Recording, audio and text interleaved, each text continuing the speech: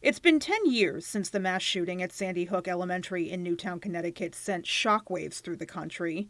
As we remembered the unthinkable tragedy, part of that portrait of grief includes the first responders who arrived on scene to find 20 children and 6 teachers dead. Police chiefs here in Maine reflected on the impact of that day.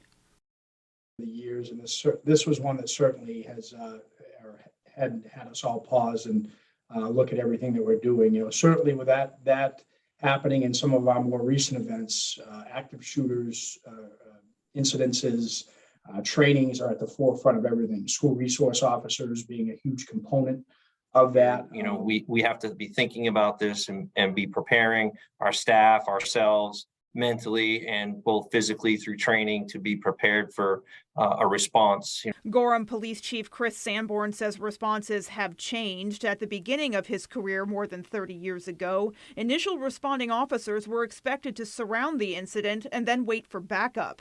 Training and policies have evolved since then, and now he says the model looks a lot different. Now the policy is whether you have one officer on scene immediately or 5, you get there, you engage the suspect now, correct? There's no waiting around anymore. That's absolutely correct. They are also reminded of another troubling trend, the phoning in of fake active shooter hoaxes, including one recent event in November that spread statewide and plunged multiple school districts into chaos. So when the hoax came out, we actually had a training day scheduled, and within a matter of minutes, an entire training day had been transformed into something completely different. And officers that had not been in uniform were put in uniform, and we had people at schools before some of the schools knew exactly what was going on. They say school threats are a major reason why they consider school resource officers to be crucial positions in their departments. If law enforcement was at your school back then, it was who's going to jail, who's getting in trouble. Now, we've been successful enough with our program that if we're not there, the kids and the teachers alike are asking where we are. Support our school resource officers and build those relationships to hopefully prevent these types of incidents from occurring in our communities. And God forbid, if something does happen, we've got a police officer there to help deal with that threat immediately. The chiefs agree the bottom line is it's a different world than when they all put on the uniform for the first time. And unfortunately, everybody here has been to a training to speak to somebody that's been to one of these horrible events, and what we learn from them every time and how we've got to do it better. It's tragic that we're getting better at it because they happen so often. And unfortunately, I don't think anybody here sees it changing anytime in the near future. On any given day, law enforcement officers in Maine suit up knowing they could face just about anything. Their training has prepared them for that.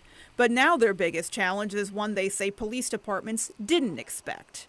In Bangor, it's mental health. The growing number of calls for service when community members find themselves in a mental health-related crisis. The mental illness and the drug issues are out of control, to put it bluntly. I think that's really the biggest hurdle that we're facing right now. According to an article published in 2021 by the American Psychological Association, it was estimated that at least 20% of police calls for service involved a mental health or substance use crisis.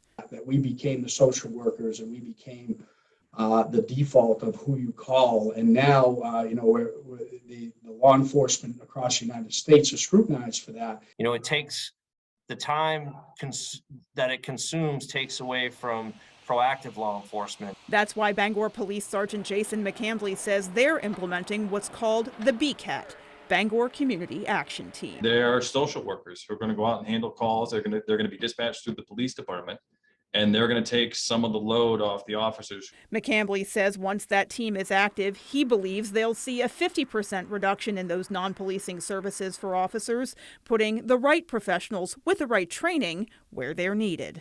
It's going to take them a while to get up to speed. We understand that. And they're going to be spread out over the course of the day and the weekends, and connect the people that need resources to those resources, because the police don't have that expertise.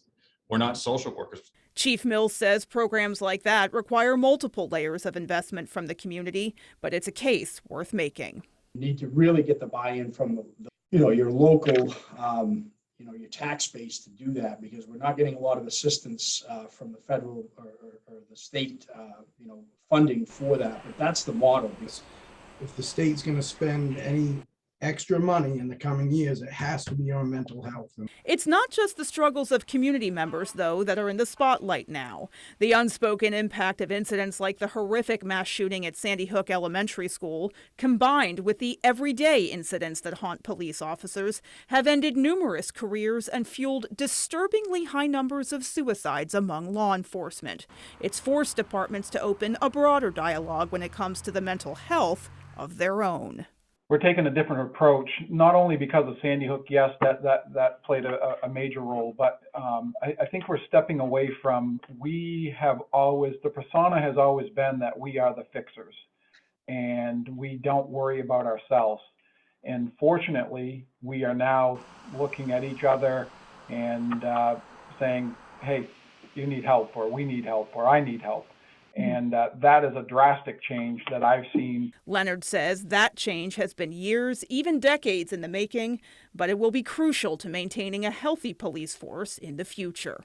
I think that it is impacting us, and it's not only impacting us, but it's impacting our family. And as chief law enforcement officers, it's our responsibility, one, to make sure that our troops are okay. But it doesn't matter if our troops are okay if we're not okay. So, reporting for ABC 7 and Fox 22, I'm Beth Jones.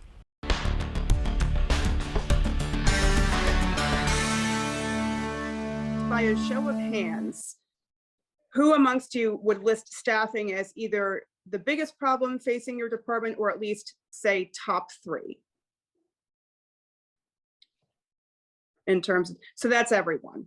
Police departments from Bangor, Brewer, Bucksport, Veazey, Ellsworth, and Belfast all the way to Gorham tell us they are either just getting to the other side of exhaustive hiring processes or are still struggling to bring people on. Really understaffed. Really? Okay. Detective division has got openings, patrol still has openings. When I took over in May, we were down 6 positions. And since then, I've been fortunate that we were able to fill all of them. But it was really a team effort all summer long. We've been understaffed for on and off for about a year. In the 6 years that I've been the chief, it's almost exclusively we've been down every year after year. It's a frustrating problem with multiple factors fueling it. Brewer Public Safety Director Jason Moffett also teaches criminal justice at Husson University. He says that negative public perception is turning young people away from his profession. What I hear from a lot of people is that they that is becoming less appealing to them now because of that, from the the negative publicity associated with law enforcement and what's going on a national scale. The chiefs say the sharp rise in mental health and homelessness related calls are also off-putting to potential recruits. Like you said, you go on one mental health call for the day, which is now considered police work, they say, and it could take you 3, 4, half your shift on that one call. So, and I just don't think that that's people that really want to be police officers, and the definition of a police officer, they're just not interested in doing that. There's also been a shift in priorities. Gone, they say, are the days when officers stayed with the same department for decades and clamored after overtime. The demand for a better work-life balance and higher pay have bred more turnover. Again, the generation is very interested in working 40 hours, weekends, nights off. Those would all be great if they could happen. But as we know here, we're a 24-hour, 7-day-a-week business, and we've got to make sure that we're available when those calls come in. And the calls certainly keep coming in, so what are they to do? In our next installment, we take a look at how these staffing challenges are affecting police departments, including the work they do and the work they can't get to as a result. In studio, Beth Jones, ABC 7 and Fox 22 News. In last week's edition of Law Enforcement Town Hall, we began tackling the complex issues of staffing shortages in our local police departments. Department leaders say the effects of being understaffed are multi-layered and no one is immune to them.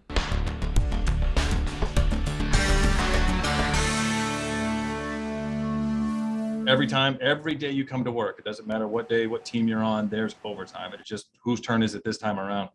It's an exhausting reality numerous departments are dealing with, an excess of overtime caused by staffing shortages. Leaders tell us it puts them in a tough spot. They won't sacrifice safety, which means forcing officers to take extra hours they may or may not want, leading to fatigue and potentially burnout. They get stuck with mandatory overtime. They have no choice, but they have to take that. You got them working 16 hours a day, 4 days a week, with no time with their family and stuff. So I think it is very demanding, and the public really doesn't see that. It also affects how they work. Chiefs tell us they'd like to be out there getting ahead of issues and taking on other projects. Instead, they find themselves concentrating solely on the day-to-day needs. It affects our ability to do proactive police work, and we find ourselves just reacting, just handling the calls that come in, our traffic, our amount of traffic enforcement and other proactive types of activities diminish. One, because our people are worn out and tired, and two, because there's just not enough hours in the day when you spread your people out too thin. We're just triaging. We're just going call to call. They take a call, come back, enter it in the computer, go back out, do another call. We don't want to police that way. Our officers don't want to police that way. They want to be proactive. They want the residents to see them out there and be happy. We as chiefs have to be very, very mindful that it does impact the morale.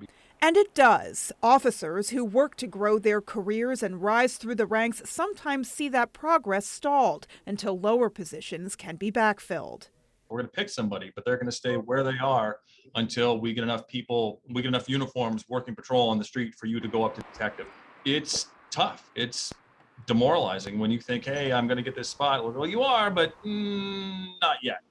Hurry up and wait. It's kind of what it is.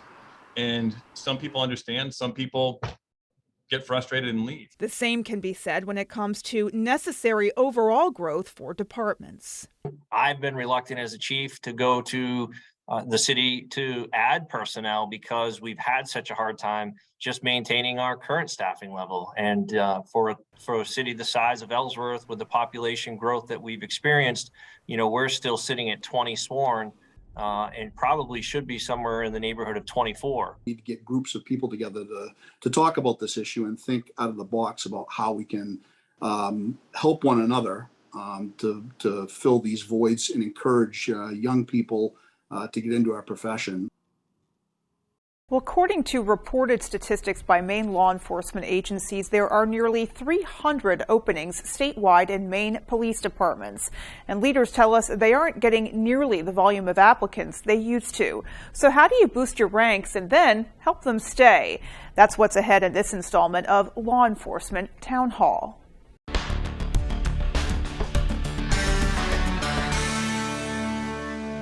I just felt like we really had to retool and think outside the box.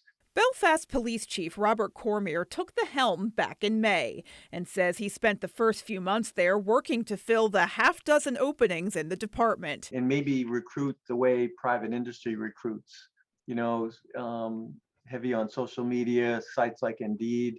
He, along with other leaders, say it takes a broader approach to get it done.